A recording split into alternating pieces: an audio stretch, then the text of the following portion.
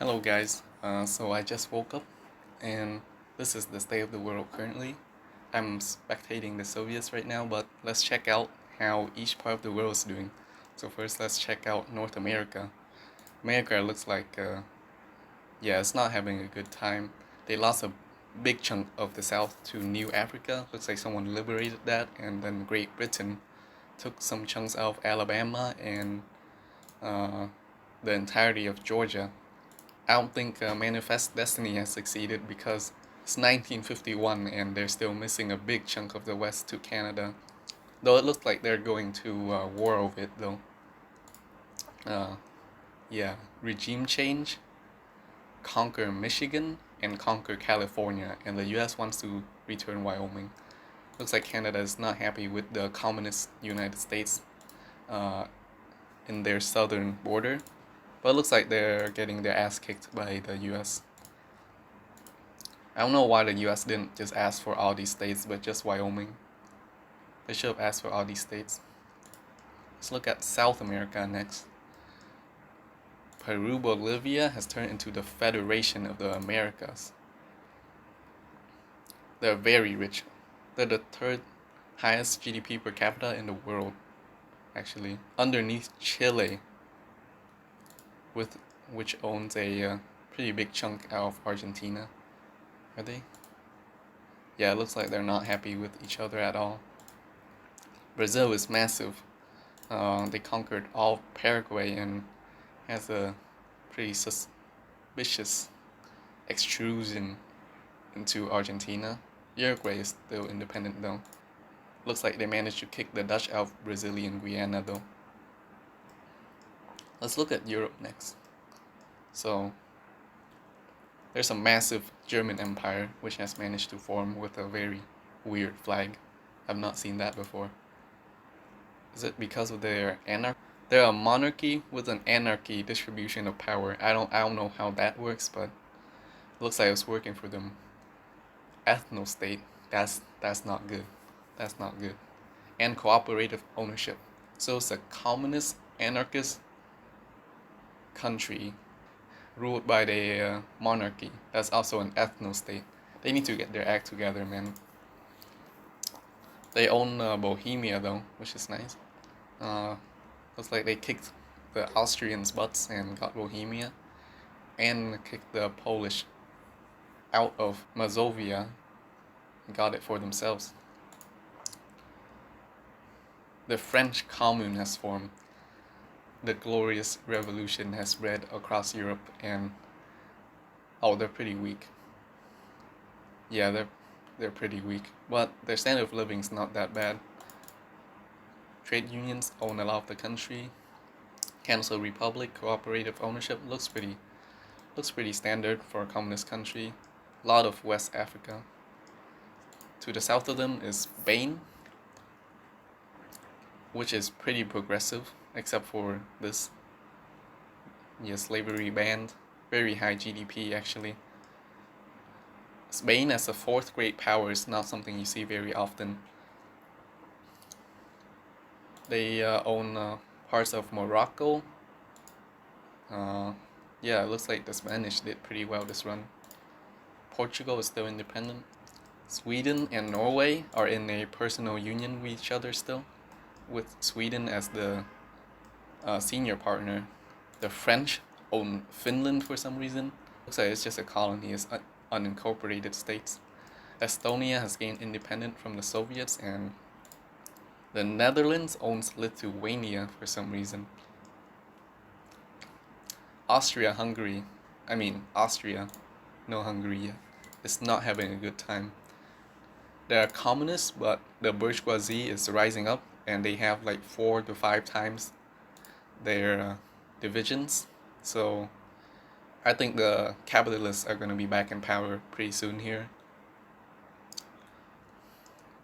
Italy has formed, but it looks like they failed to get most of their northern areas, which is really good for industrialization.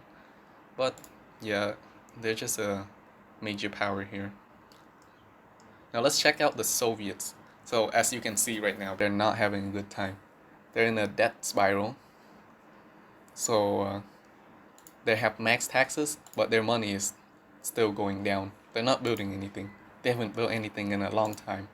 And they have 47 million GDP. In 1951, they're a minor power, despite all this land and all this population. Looks like their population is going down as well. People are either running away or they're just starving to death.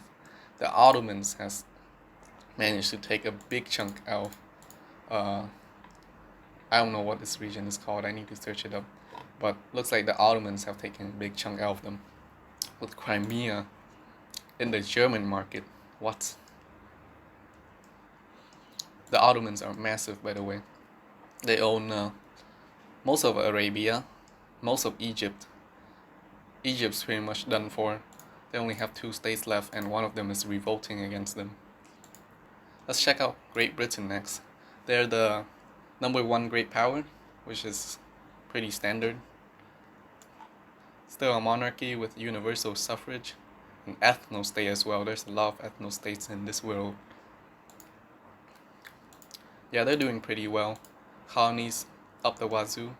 Gigantic Canada with a very strong economy. Australia has formed, and they're under the British Crown. They own Vietnam and New Zealand for some reason. The British Raj is still intact, with the princely states pretty incorporated now. Pretty fat British Raj under the British Crown. Let's check out Africa then. The British own a large chunk of Africa. Looks like they went for the other way to build the Cape to Cairo Railroad. They skipped Egypt completely. The Suez Canal, it looks like it's owned by the British, right? But it's actually owned by Austria for some reason. So yeah, the French own a pretty big chunk of West Africa, like they did in the real world. Pretty standard things, I guess. Spain owns some scattered chunks of it. Portugal holds.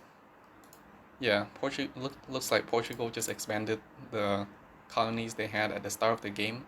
There's a lot of independent states in Africa still. Maybe the Europeans need to do something about this, because this is pretty unacceptable. They need to go on their civilizing mission soon and do a Congress of Berlin or something. Persia is pretty fucked. Yeah, Great Britain bit a pretty big chunk out of them there. Afghanistan has turned into Hazarajat. I don't know what happened there. Looks like the Soviets actually won in Afghanistan this time and took half their country. Maybe that's why this happened. Let's look at China now. So, the Great Qing and the Heavenly Kingdom, each own a pretty big part of China. The Heavenly Kingdom is struggling pretty hard. So is the Qing, actually. They're both struggling. None of these people are having a good time.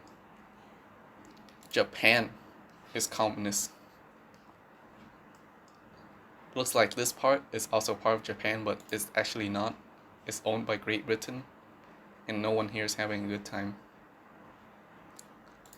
And the Germans own a treaty port here, and there's a Japanese uprising. Southeast Asia has not succeeded in maintaining their own independence. Vietnam is not here anymore, it's now Australia. Thailand is now Spain. And Burma got butchered. Burma doesn't even own Burma. The Indians own Burma. Cambodia looks like it's the only independent state here. Wait, no. It's in the British market. Yeah, none of these people managed to keep their independence. The Indies, looks like the Dutch still own a big part of it, with Spain snaking down into Brunei and a big part of Papua New Guinea. The Qing also got in on the fun of colonizing Papua. Yeah, so I think that's pretty much it. The world is in absolute chaos right now, with the French, the Soviets, and the Austrians, if they win this. plus Japan and the United States as well. There's a lot of communist states in this world. Looks like the Soviets took one for the team, even though they're struggling, but they're still spreading the communist revolution around the globe. The borders are absolutely horrendous, but it looks like the standard of living of most of these states are pretty good. Yeah, it looks like people are having a pretty good time, but it's still 1951. They should be their standard of living should be a lot higher at this point. So yeah, thanks for watching, guys.